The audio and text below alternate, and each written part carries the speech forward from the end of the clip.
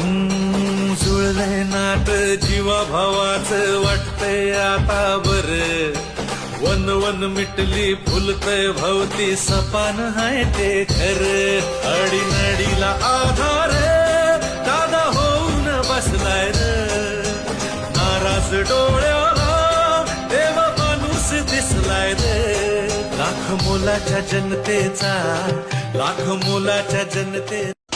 नमस्कार शेतकरी मित्रांनो, आता आपण इकडं भेंडा या गावामध्ये आलो होतो. जवळजवळ 70-80 किलोमीटर आलो होतो घरापासून. तर आपण हे कशासाठी आलेलो त्यांना विचारून घेऊ नेमकं काय काय प्रॉब्लेम होता तुम्हाला आणि नेमकं काय परिस्थिती आहे. आमचा प्रॉब्लेम असा आहे की ही गाय आहे का 5,000 रुपये मागत येतं. 2 वर्षापासून ही गाय ना गावभनच राहत नाही. अच्छा, हा, त्याच्यामुळे आता तुम्ही आल्याच्या नंतर आता व्हिजिट केल्याच्या नंतर ओके. त्याचा काय विषय? त्याचं ओकेच होणार. त्याच्यामुळे काय अडचण नाही. ही काय हिचा काय विषय होता?